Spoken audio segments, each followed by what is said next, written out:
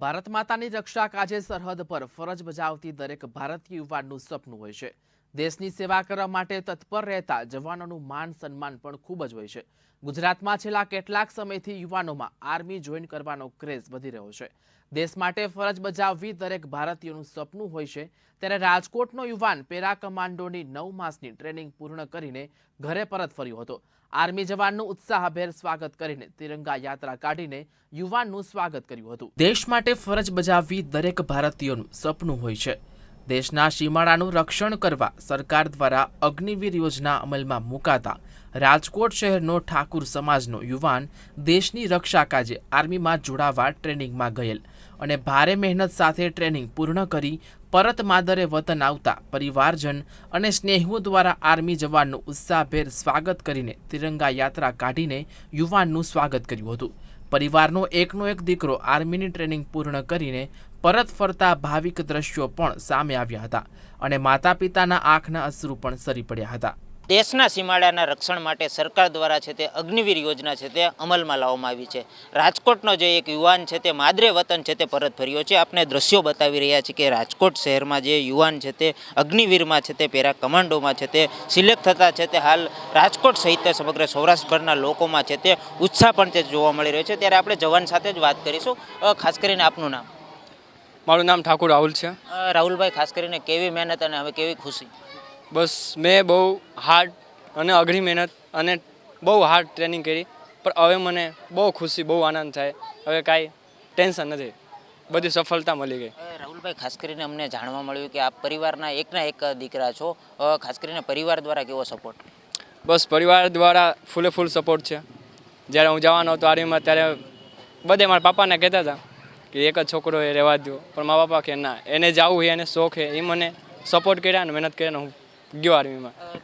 બીજા યુવાનોને શું આપ સંદેશો દો? બસ વિજયયાનોને એમ જ કહું કે બસ મહેનત કરો, દોડો અને મારી જે સફળતા પૂર્વક પાવો। ચોક્કસપણે જે સફળતા મેળવવા માટે છે તે મહેનત કરો। પરિવારજનના જે તેમના પિતા છે તેમની સાથે વાત કરીશું। ખાસ करके आप कब से यहाँ पे रह रहे हो और आपका बेटे की कितनी मेहनत? हम यहाँ 15-20 साल से हैं।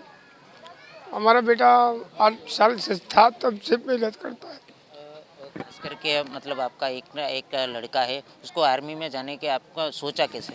क्या करे, हमारे लड़का को बहुत शौक था कि पापा हम वही करेंगे, नहीं तो नहीं करें।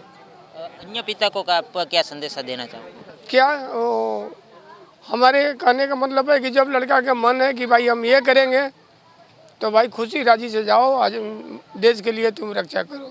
ચોક્કસપણે એક પિતા પણ છે તે જણાવી રહ્યા છે કે અન્ય પિતાઓને છે તે એકના એક પુત્ર હોય તો પણ છે તે તેને આર્મીમાં મોકલવા માટે સંકોચ ન કરવો જોઈએ। તેમની સાથે જે કહી શકે કે મહેનત કરનાર એક યુવાન છે, તેમના મિત્ર છે, તેમની સાથે વાત કરીશું। ખાસ કરીને યુવાનની મહેનત કેવી? અમારો ભાઈ છે જે સતત 3 વર્ષ 4 વર્ષથી મહેનત કરે છે, હું એને નજરે જોઉં છું અને જરાય મને બીક નહીં કે કોન્ફિડન્સ જ એટલો કે ભાઈ હું આર્મીમાં આવી જ જઈશ અને મહેનત જ એની એવી, ક્યારેય દોડવામાં ક્યારેય પાછળ ન પડે, ફર્સ્ટ નંબર લાવે અને એના પપ્પાએ તે ફૂલ એને સપોર્ટ કરે છે, તો બસ સફળતા એને મળી ગઈ છે। ખાસ કરીને સફળતાની વાત છે, હવે પછીનો રસ્તો બહુ અઘરો હોય છે।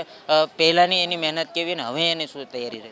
સતત 5 વર્ષથી દોડી રહે છે। સવારે 4 વાગે ઉઠવું, 5 વાગે જવું, શિયાળામાં ઉનાળામાં એક દિવસ પણ રજા ન રાખવી, આ પણ એક ડિસિપ્લિનનું કામ કહેવાય। એના લીધે એને સફળતા મળી છે અને બીજું એ કે એકને એક દીકરો હોવા છતાં જો એને મા બાપ એને સપોર્ટ કરે છે કે ના ભાઈ તું દેશ સેવા કરવા માટે જા, બરાબર, તો એ પણ એક એના મા બાપને વંદન કહેવાય, બરાબર।